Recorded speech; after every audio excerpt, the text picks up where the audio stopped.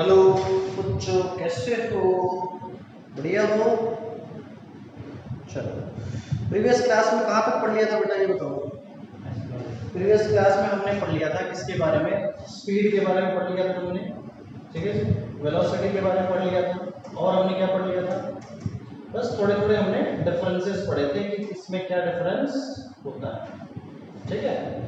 Motion in one day, ठीक है जी, motion in one D पढ़ रहे थे। उसके अंदर हमने स्पीड और वेलोसिटी के बारे में हमने पढ़ना शुरू कर दिया था। कुछ मैं प्रीवियस क्लास का हल्का उनका रिवीजन करा देता हूँ। लेट से मैंने बोला कि बस है, और मैं बोलूँ कि भाई इसके लिए ना 5 मीटर पर सेकंड से जा रही है, तो ये हमें स्पीड दे रखी है कि वेलोसिटी? स्पीड हमें क्या दे रखी है? स्पीड हमें क्या दे रखी है बेटा? स्पीड, क्योंकि हमें डायरेक्शन नहीं गिवन है। तो स्पीड और वेलोसिटी में अंदर क्या होता है? वेलोसिटी के अंदर डायरेक्शन भी होती है, वेलोसिटी के अंदर क्या होती है? डायरेक्शन भी होती है।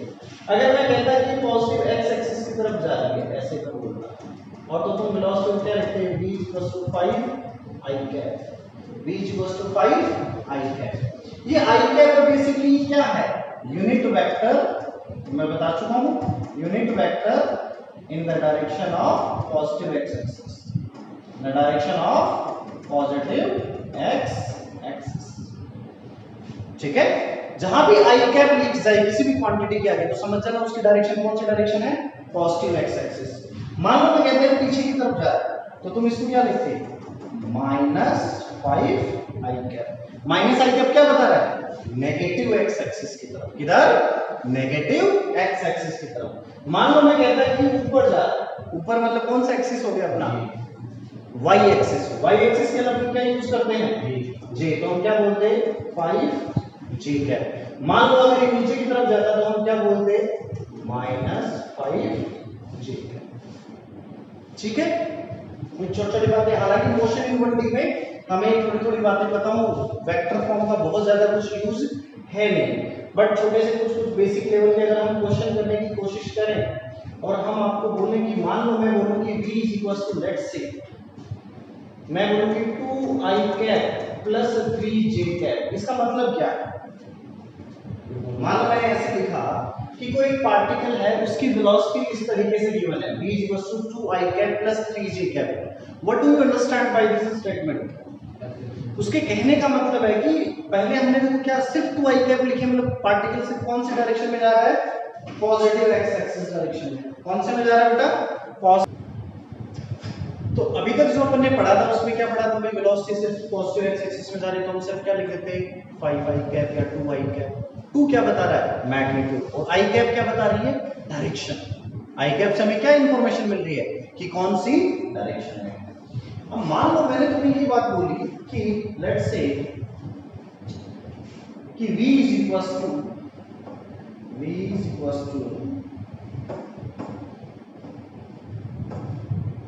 Let's say 2i cap plus 3j cap. इसका मतलब क्या है? इसके कहने का मतलब ये है कि पार्टिकल की x डायरेक्शन में वेलोसिटी कितनी है? 2, एंड y डायरेक्शन में वेलोसिटी कितनी है? 3।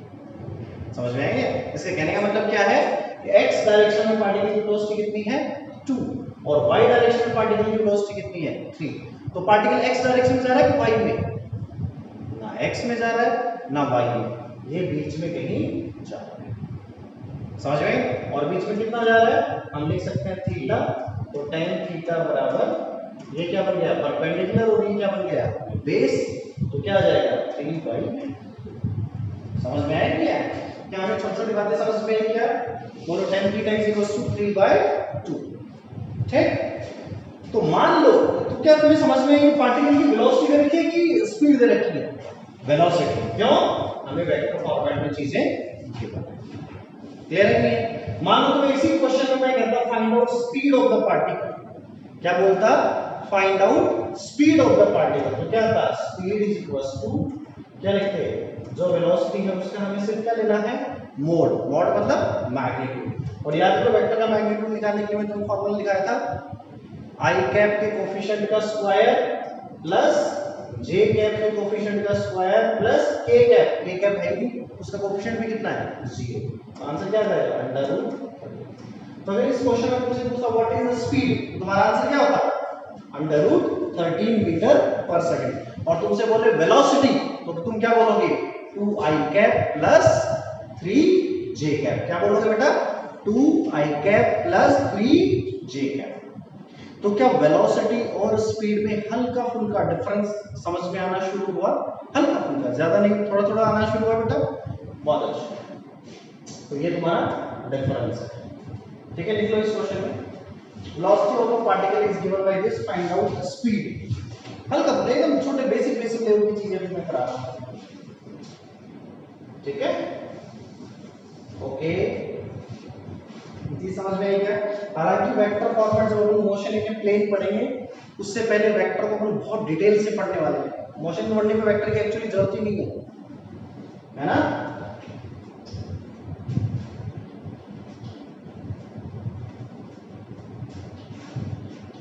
ध्यान रखिए, समझ में आई क्या? अच्छे समझ में आई, बहुत अच्छा। और देखो और क्या कहता है, और ये बोलता है, इसी समझ में आ रही। मान लो मुझे थोड़ा सा क्वेश्चन और बोलूं कि पार्टिकल है, एक बस है, इसका एक्सेलरेशन है 2 मीटर पर सेकंड स्क्वायर। तो ये एक्सेलरेशन है कि एक्सेलरेशन का मैग्नीट्यूड है? This is magnitude of the acceleration, क्योंकि एक्सेलरेशन कैसी क्वांटिटी है याद करो, वेक्टर की स्केलर, वेक्टर कैसी क्वांटिटी है, वेक्टर। तो वेक्टर में मैग्नीट्यूड भी होता है और डायरेक्शन भी होती है। तो मान लो मैं कहता हूं कि पॉजिटिव एक्स एक्सिस में जा रहा है, किसमें जा रहा है, पॉजिटिव एक्स एक्सिस। तो तुम एक्सेलरेशन में क्या लिखते हैं 2i कैप। क्या लिखते हो बेटा 2i कैप। i कैप क्यों? क्योंकि पॉजिटिव एक्स एक्सिस में जा रहा है। मान लो मैं कहता हूं कि पॉजिटिव y एक्सिस में जा रहा है, तो तुम्हारा आंसर क्या होता 2j कैप। तो समझ में आ गया ना कि वेक्टर क्वांटिटी हम कैसे बनाते हैं। ये हमें मैग्नीट्यूड दे रखा था, उससे हमें वेक्टर क्वांटिटी कैसे बनाई, जिस भी डायरेक्शन में जाए उस डायरेक्शन के यूनिट वेक्टर से क्या कर दो, मल्टीप्लाई। मान लो कहता है जेड डायरेक्शन में, तो तुम क्या लिखते 2k कैप। क्या लिखते 2k कैप। याद है, एक्स एक्सिस के लिए हम क्या लिखते हैं i कैप, y एक्सिस के लिए j कैप और z एक्सिस के लिए k कैप। ये चीजें हमें थोड़ी थोड़ी समझ में आनी शुरू होनी चाहिए। अब देखो जी कुछ कुछ चीजें और पढ़ते हैं, सुनो ध्यान से। क्या क्या चीजें पढ़ते हैं उनको सुनो अच्छे से। मान लो, क्या करो, मान लो। अब थोड़े थोड़े क्वेश्चन अपन स्टार्ट करेंगे मोशन इन 1D में। तो सबसे फर्स्ट टॉपिक है, वो टॉपिक है, उसका नाम है यूनिफॉर्म मोशन। क्या है भाई, यूनिफॉर्म मोशन। 9th क्लास में तुमने पढ़ा है यूनिफॉर्म मोशन, पढ़ाया कि नहीं पढ़ा? अरे 9th क्लास में पढ़ाया कि नहीं पढ़ाया तुमने यूनिफॉर्म मोशन? यूनिफॉर्म मोशन का मतलब क्या होता है बताओ? What do you understand by uniform motion? मान लो, देखो बात ऐसी है, तुम्हें रोटेट टाइप लाइन पढ़ी होगी। यूनिफॉर्म मोशन का मतलब होता है equal distance in equal time, in equal time. ये तुमने पढ़ा होगा 9th क्लास के अंदर। यूनिफॉर्म मोशन का मतलब क्या होता है, equal distance in equal time interval. मैंने तुम्हें बताया था जहां टाइम लिख रहा हूं फिजिक्स में, वहां टाइम का मतलब क्या होता है, टाइम इंटरवल। अब मुझे कोई इसको एक्सप्लेन करके बताओ इसका असली मीनिंग क्या है। जब तक हमें इसका असली मीनिंग समझ में नहीं आएगा रटने से फायदा नहीं है। ये तो रटने वाली लैंग्वेज होगी, equal distance in equal time. Uniform motion का सिंपल सा मतलब होता है वेलोसिटी कांस्टेंट। क्या होता है, वेलोसिटी क्या होनी चाहिए, वेलोसिटी चेंज हो गई मतलब यूनिफॉर्म मोशन। अच्छा, इसका भी मतलब क्या है, equal distance in equal time का मतलब है मान लो कोई एक आदमी यहां से चल कर इस जगह से चल के यहां तक आ रहा है, तो यहां से यहां तक किसी भी जगह पे हम देखेंगे, यहां से हमें मान लो 2 सेकंड लिए, तो यहां 2 सेकंड में जितनी डिस्टेंस चली, अगर यहां पे 2 सेकंड को ऑब्जर्व करेंगे तो ये उतनी डिस्टेंस चलेगा, यहां पे 2 सेकंड को ऑब्जर्व करेंगे तो उतनी डिस्टेंस चलेगा। समझ में आएगा क्या? उसकी उस जर्नी से लेके इस जर्नी तक कोई भी 2 सेकंड, और नॉट नेसेसरी 2 सेकंड्स, 3 सेकंड्स, कोई भी 3 सेकंड के इंटरवल को तुम देखोगे तो हर जगह यहां 3 सेकंड में जितना चला उतना ही 3 सेकंड में यहां चलेगा, उतना ही 3 सेकंड में आगे चलेगा। समझ में आएगा नहीं है? और ये कब हो सकता है, जब उसकी वेलोसिटी क्या हो, कांस्टेंट। तो यूनिफॉर्म मोशन का मतलब क्या होता है बोलो, वेलोसिटी शुड बी कांस्टेंट। तो हम जो पढ़ने वाले हैं फिजिक्स के अंदर वो क्या पढ़ने वाले हैं, यूनिफॉर्म मोशन। क्या पढ़ने वाले बेटा? Uniform motion. And what do you understand by uniform motion? Equal distance and equal time interval. And ये तो रटने के पॉइंट ऑफ व्यू से है, समझने के पॉइंट ऑफ व्यू से what do you understand by uniform motion? क्या समझते हो बोलो? Velocity of the object is constant. ये जो वेलोसिटी है ऑब्जेक्ट की वो क्या रहनी चाहिए बेटा? कांस्टेंट रहनी चाहिए, वो टाइम के साथ चेंज नहीं होनी चाहिए। उसको अपन क्या बोलते हैं? Uniform motion. ठीक है, मैं तुमसे कुछ छोटे छोटे क्वेश्चन पूछूंगा। अगर यूनिफॉर्म मोशन है मतलब वेलोसिटी क्या है? कांस्टेंट। तो देखो छोटी छोटी चीजें ध्यान से देखना। यूनिफॉर्म मोशन अगर है, कौन सी मोशन है भाई? यूनिफॉर्म मोशन अगर है तो यूनिफॉर्म मोशन के अंदर क्या होता है? यूनिफॉर्म मोशन के अंदर वेलोसिटी क्या होती है? कांस्टेंट। तो एक्सीलरेशन कितना होगा? वेलोसिटी कांस्टेंट है तो एक्सीलरेशन कितना? मैं कह रहा हूं दिमाग लगाओ, एक्सीलरेशन की डेफिनेशन देखो क्या है। देखो एक्सीलरेशन की डेफिनेशन क्या है? Rate of change of velocity. But velocity change हुई नहीं रही, तो रेट कितनी? 0। मतलब एक्सीलरेशन कितना? 0। तो इन यूनिफॉर्म मोशन के अंदर क्या होता है बोलो? वेलोसिटी क्या रहती है? कांस्टेंट। वेलोसिटी क्या रहती है बेटा? कांस्टेंट। एंड एक्सीलरेशन कितना रहेगा? 0। ये कुछ इंपॉर्टेंट चीजें हैं जो हमें ध्यान में रहनी चाहिए। यूनिफॉर्म मोशन के अंदर वेलोसिटी क्या रहती है बेटा? कांस्टेंट रहती है। और एक्सीलरेशन कितना होता है? 0। एक्सीलरेशन कितना होता है? 0। ठीक। अगर एक्सीलरेशन 0 है तो हम ये चीज सिंपली कह सकते हैं क्या? कि distance is equals to velocity into time. क्या कह सकते हैं? Distance is equals to velocity into time. ये हमने कहां पढ़ा था बोलो? कौन सी क्लास में? 9th क्लास से पहले 6 7 8 में हमने ये चीज पढ़ी है नहीं पढ़ी? फार्मूला डिस्टेंस बराबर क्या होता है? Velocity into time. बट ये फार्मूला कब वैलिड है? Distance is equals to velocity into time. Formula कब वैलिड है बेटा? ये बताओ, ये फार्मूला कब वैलिड है?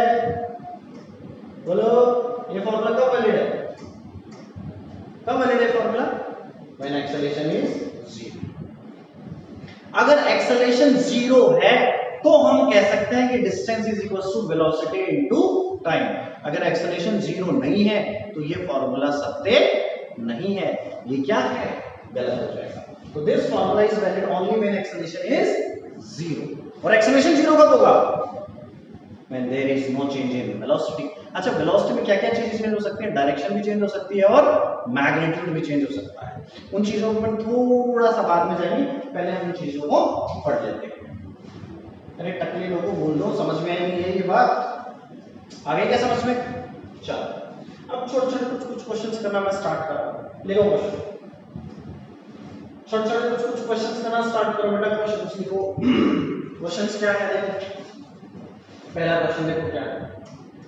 पहला क्वेश्चन ये है। पहला क्वेश्चन क्या है?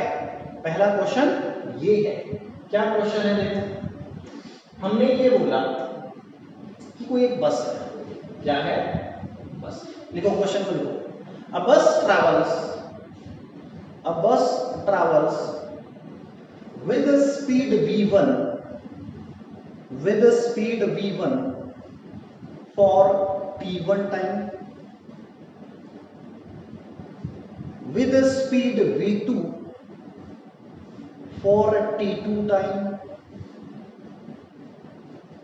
then find out average speed of the bus। अब बेटा एक चीज ध्यान से समझो। क्वेश्चन लिखा गया, a bus travels with speed v1 for t1 time and with speed v2 for t2 time, then find out average speed। अब मैं एक चीज समझा देता हूं। मैं फिजिक्स पढ़ने का सबसे जो सही तरीका है ना, वो ये है कि फिजिक्स में जो तुम्हें क्वेश्चन गिवन है उस क्वेश्चन को डायग्राम में करवाता हूं। स्पेशली 11th क्लास में तुम्हें 11th क्लास तभी अच्छे से समझ में आएगी when you are able to convert your question into diagram, है ना? मेरे साथ साथ प्रैक्टिस करो इस चीज की। अगर तुमने क्वेश्चन को डायग्राम बना लिया ना, 50% क्वेश्चन वहीं खत्म हो गया। और एक बार तुम्हें ये पता चल गया कि क्या क्या इक्वेशन है, क्या क्या मुझे गिवन है, क्या क्या मुझे निकालना है, तो 75% आपका क्वेश्चन सॉल्व हो गया। 25% तो आपके फिर कैलकुलेशन और इक्वेशंस के यूज। बात समझ में? मैं क्या कर रहा हूं? मैं जेन्युइनली मैं बता रहा हूं। बच्चे फिजिक्स में न्यूमेरिकल से डरते हैं, ऐसे न्यूमेरिकल आ गया। अबे पूरी फिजिक्स अगर तुम्हें फिजिक्स समझनी है तो न्यूमेरिकल तुम्हारा स्ट्रॉन्ग होना चाहिए, और न्यूमेरिकल तब स्ट्रॉन्ग होगा जब तुम्हें फिजिक्स समझ में आएगी, और फिजिक्स तुम्हें तब समझ में आएगी जब तुम चीजों को देखना शुरू करोगे, विजुअलाइज करना शुरू करोगे। तुम्हें ऐसा लगना चाहिए कि हाँ वास्तव में ये चीज ऐसे हो रही है।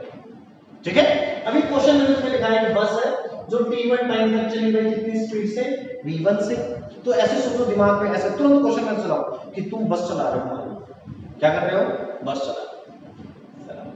नहीं पढ़ोगे तो बस ही चलाओगे, कर रहे हो हैं, तुम बस चला रहे हो कितने स्पीड से, v1 स्पीड से चले तुम t1 टाइम तक। ठीक, कुछ डिस्टेंस तुमने ट्रैवल करी है, फिर क्या किया तुमने, अपनी स्पीड को चेंज कर दिया, हो सकता है बढ़ाया, हो सकता है घटाया। t2 टाइम तक तुम कितने स्पीड से चले, v2 से। ऐसे दिमाग में इमेज बनाओ। ठीक है, तो टोटल टाइम कितना चल लिए तुम, कितना टाइम होगा तुम्हें चले हुए, t1 minus t2, t1 plus t2, कितना टाइम चल लिए, t1 प्लस t2। कितनी डिस्टेंस चल रही, सॉरी ये तो क्वेश्चन में गिवन ही नहीं, ये तो क्वेश्चन में गिवन ही नहीं है। अब क्या करें, कुछ नहीं, पहले क्वेश्चन का डायग्राम ऐसे सोचो, ये बस थी, यहां से स्टार्ट होगी, ऐसे ये बस।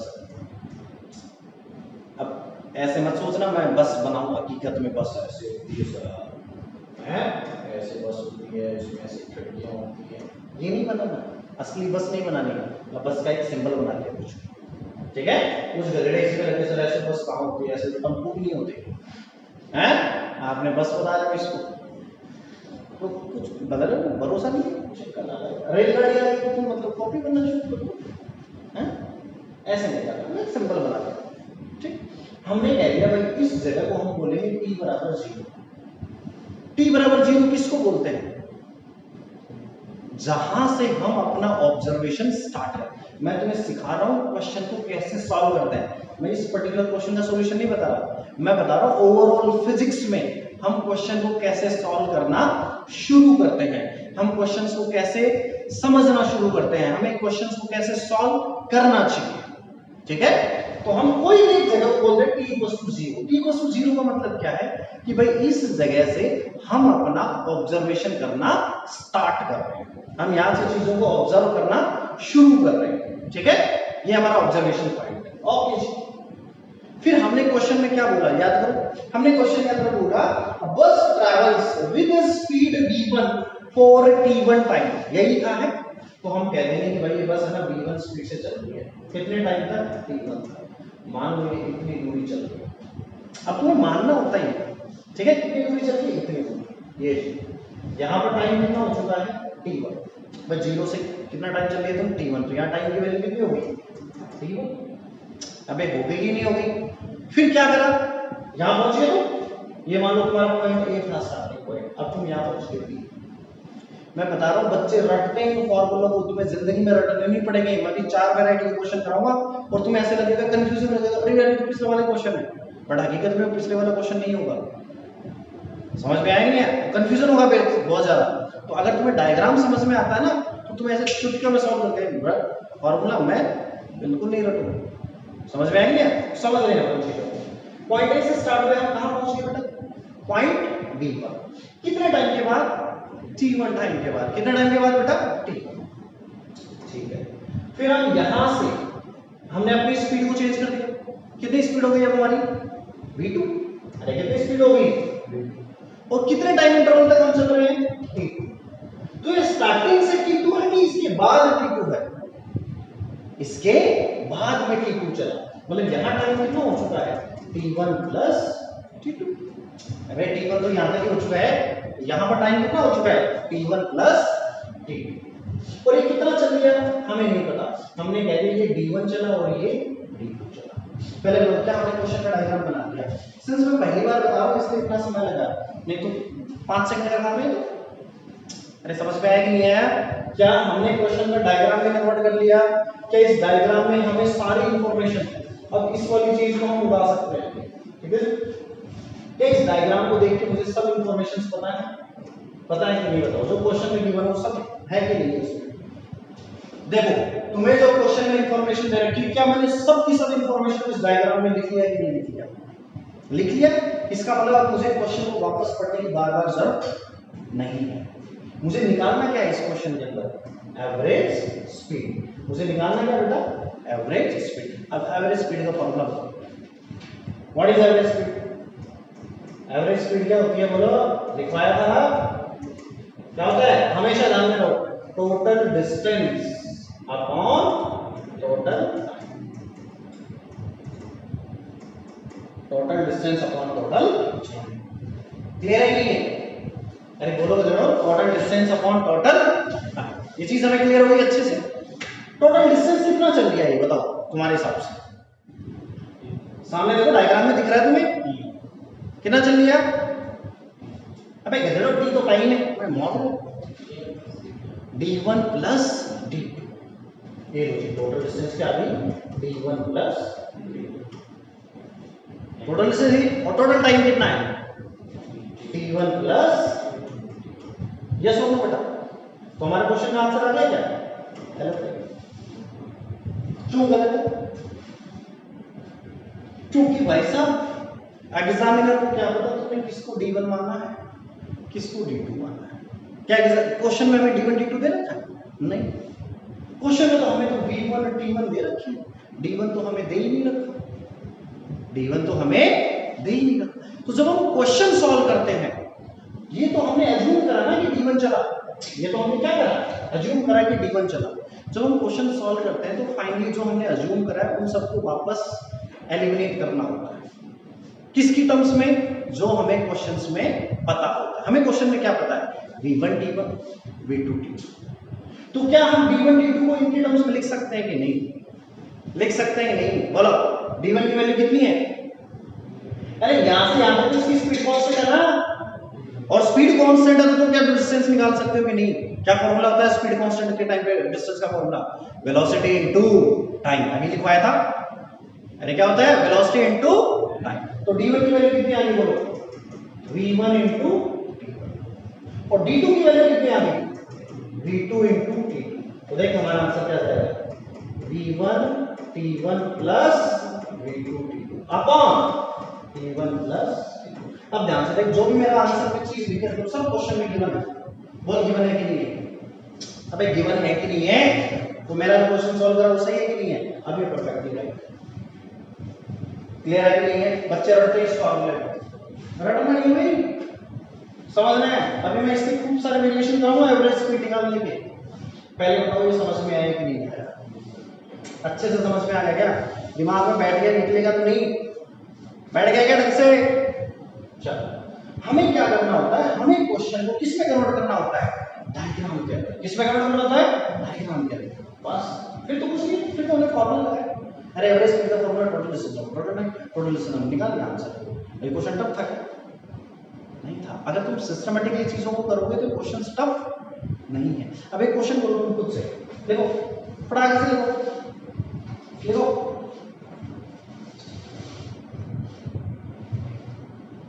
ये समझ में आ गया? नेक्स्ट क्वेश्चन लिखो, a bus travels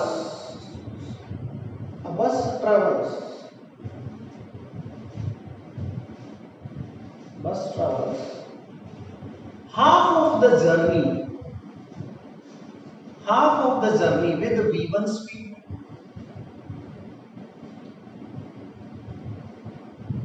and remaining half of the journey with v2 speed. Find out average speed. अब जो मैंने तुम्हें सिखाया ना बेटा उसी का इस्तेमाल करो। और एक चीज मैं बता देता हूं, मुझे पता है स्कूलों से बच्चे आते हैं उनकी बहुत ही गंदी आदत होती है क्वेश्चन पूरा नहीं लिखने की। मैं असाइनमेंट की तुम्हारी नोटबुक चेक करूंगा, हर काम फेयर होना चाहिए। बार बार मैं तुम्हें बता चुका हूं, क्लास नोट जो यहाँ पे पढ़ते हो उसकी नोटबुक अलग होनी चाहिए। कंप्लीट फेयर वर्क चेक करूंगा मैं by end of this week और प्रोबेबली ऑन फ्राइडे, ठीक है। सेकंड, जो तुम्हें असाइनमेंट्स मिलते हैं, डीपीपीस मिलते हैं, उनकी कॉपी अलग होनी चाहिए। किसी भी बच्चे का अगर मुझे कॉपी कंप्लीट नहीं मिली तो समझ सकते हो फिर क्या हाल होगा तुम्हारा, ठीक है ना। गंदी आदतें छोड़ देना। क्वेश्चन आपका कंप्लीट लिखा होना चाहिए कॉपी के अंदर अच्छे से। ये चीज समझ में आएगा मैं क्या कह रहा हूं? बोलो, ये चीज समझ में आई क्या?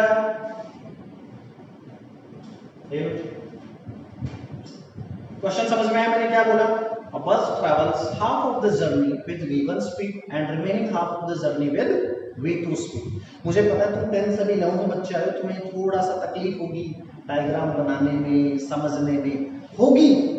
क्यों? मुझे कैसे पता? क्योंकि जब मैं तैयारी करता था, जब मैं 10 से 11 में गया था, मुझे बड़ी तकलीफ हुई थी, बहुत ज्यादा तकलीफ होती है। ऐसे दिमाग सोचना चाहता ही नहीं है, लेजी। सॉल्यूशन थोड़ी देर में सर बता ही देंगे ना, उतार लिया। ये सबसे बड़ी गलती कर रहे हो। भले ही गलत करो, एक्सपेक्टेड है कि तुमसे गलत ही होगा, बट करो। कुछ बच्चे गलत ही करने में क्यों करें? उसका गलत करने के बावजूद 20 से अच्छा तो मैं बैठा हूँ आराम से, मेहनत भी नहीं करी, नंबर तो दोनों भी 0 है? जो बच्चा कर रहा है ना गलत, उसको धीरे धीरे अपनी गलतियां पता चलती जा रही हैं और धीरे धीरे उसकी कमियां दूर हो रही हैं। जो बिल्कुल नहीं कर रहा ना, मतलब अपना ब्रेन का इस्तेमाल ही नहीं कर रहा, तो सीखेगा नहीं, तो उसके मार्क्स बढ़ेंगे। इसलिए गलतियां करो। गलतियां जितनी ज्यादा आप यहाँ पे कर लोगे, एक्चुअल एग्जाम में उतनी कम गलतियां होंगी। सो गलतियों का होना बहुत बहुत बहुत ज्यादा जरूरी है। ठीक है, गलत करो, क्वेश्चन को सॉल्व, कोई प्रॉब्लम नहीं है, बट करो, अटेम्प्ट करो, दिमाग लगाओ, क्या होगा क्या नहीं होगा। गलत आंसर है, इट्स फाइन, बट एटलीस्ट आपने अपना ब्रेन का इस्तेमाल करा। जैसे मैंने इस क्वेश्चन को लिखा है, तो एटलीस्ट तुम्हें कोशिश करनी चाहिए कि इस क्वेश्चन का डायग्राम बना सको, डायग्राम में कन्वर्ट करो। फिर देखो मुझे पूछा क्या है, उसका फॉर्मूला क्या है, वो फॉर्मूला लिख के देखो। फिर देखो कौन सी चीज मिसिंग है।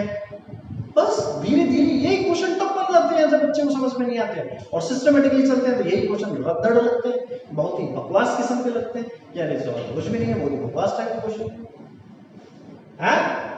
3 मिनट का समय तो मैंने दे दिया, अब तक ये क्वेश्चन सॉल्व हो जाना चाहिए। नहीं हुआ तो कोई बात नहीं, अपन देख लेते हैं कैसे सॉल्व होगा। ध्यान से देखो, हमने क्या बोला, हमने क्या बोला, हमने आ बोला, का बोला, आ बोला, का बोला, आ बोला।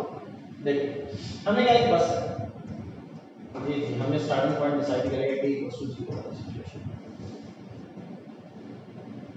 ओके जी, अब हमें देखो टाइम वाइम के बारे में कुछ नहीं बोला उसने, but half of the journey, इसका मतलब क्या दे रखा है? हाफ ऑफ द जर्नी से क्या समझे तुम? देखो कीवर्ड्स है, जब क्वेश्चन में लिखा हुआ ना हाफ ऑफ द जर्नी, जब तुम क्वेश्चन पढ़ रहे हो तो इनको कीवर्ड्स को अंडरलाइन करो, मतलब ये तुम्हें इंफॉर्मेशन दे रहे हैं। Half of the journey, half of the journey का मतलब क्या कर रहा है? जब टोटल जर्नी जितने किलोमीटर की है, जितने मीटर की है, मतलब डिस्टेंस टोटल जितनी है उसका आधा। देखो उसने दे दिया ना इंफॉर्मेशन हमें, तो हमें ऐसे इंफॉर्मेशन निकालनी होती है क्वेश्चन से। तो हम क्या मानेंगे, हम कहेंगे भाई लेट्स से टोटल जो जर्नी है वो d की है, टोटल जर्नी कितने डिस्टेंस है? d। तो हाफ ऑफ द जर्नी मतलब d/2 तक, d equals to total x मान लो, क्योंकि उसको अपन d लिख रहे हैं ना वेरिएबल। टोटल क्या मान लो? x। ये टोटल यहां से यहां तक कितना है? लेट्स से x, तो d इक्वल्स टू कितना हो जाएगा? x/2। यहां तक वो कितनी स्पीड से चला तो v1 स्पीड, कितने से चला? और बचे वाले में v2 स्पीड से, बचे वाले में v2 स्पीड से। बताओ क्या क्वेश्चन का डायग्राम कंप्लीट हो गया कि नहीं? इसके अलावा क्वेश्चन कुछ और इंफॉर्मेशन दे रखी है? नहीं दे रखी। मतलब हमारा क्वेश्चन करने का तरीका क्या है? आसान हो जाए, वहां से नहीं हो जाए, और वहां से नहीं हो जाए, हाँ जी चलो। लेट्स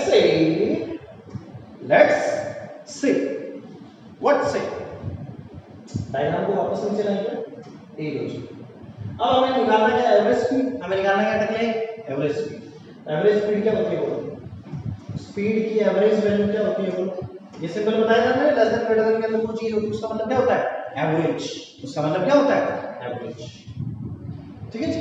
एवरेज स्पीड का फार्मूला क्या होता है? Total distance upon total height. Total distance upon total distance बोलो कितनी है? d। अबे टोटल डिस्टेंस कितनी है? टाइम कितना है टोटल? ओ सर टाइम के बारे में कुछ पता ही नहीं था। टाइम के बारे में क्या निकाल सकते हो? टाइम कैसे निकालोगे बताओ? क्या यहां से क्या डायरेक्ट यहां से आगे टाइम निकाल सकते हो? नहीं, क्यों? स्पीड चेंज हो रही है। क्या हम यहां से आगे टाइम निकाल सकते हैं? अबे निकाल सकते नहीं। अबे निकाल सकते हैं कि नहीं? निकाल सकते हैं। क्यों? हमें ये पता है टोटल डिस्टेंस कितनी है, d/2। ये डिस्टेंस कितनी है, d/2। और इस ड्यूरेशन में स्पीड कितनी रही है, v1। तो टाइम का फॉर्मूला क्या होगा? अबे डिस्टेंस बराबर क्या होता है, वेलोसिटी इनटू टाइम।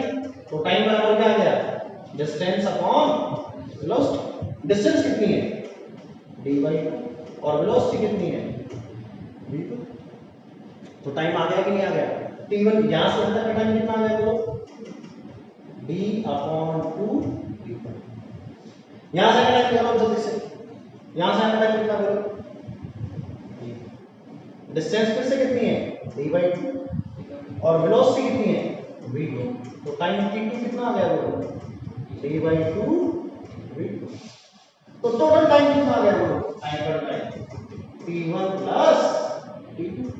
t1 कितना है बोलो, d/2 v1 plus d/2 v2। अरे बोल दो गधेड़ो से, बस बोल दो, d/2 v1 प्लस d/2।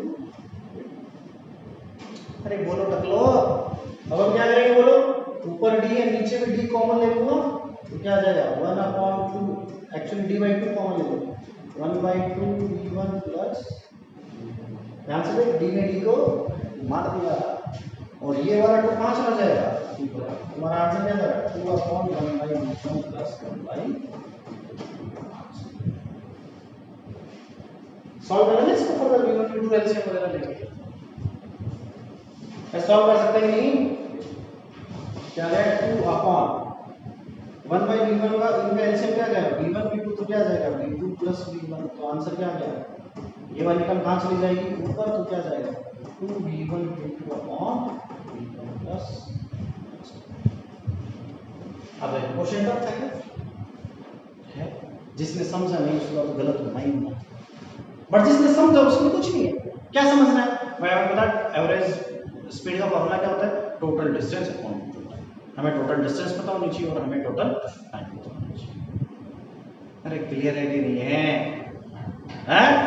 उदाहरण रद्दड़ किस्म का क्वेश्चन है, 30 सेकंड का, इससे ज्यादा कहीं बच्चे इन फॉर्मूलाज को रटते हैं, ये रटने की जरूरत नहीं है, बहुत ही बकवास किस्म के क्वेश्चन है। बट शुरू में ये चीजें हमें क्या लगती हैं, हल्की सी टफ लगती है, बट कोई बात नहीं बेटा, अपन सिस्टमेटिकली अगर चीजों को करते जाएंगे तो चीजें हमारे लिए क्या रहेंगी, आसान। क्या रहेंगी, आसान। चलो उतार लिया क्या, अरे उतार लिया क्या, उतार लिया कि नहीं उतार लिया, जल्दी से उतार लो इसको। ठीक है जी, ओके। नेक्स्ट क्वेश्चन लिखो, नेक्स्ट क्वेश्चन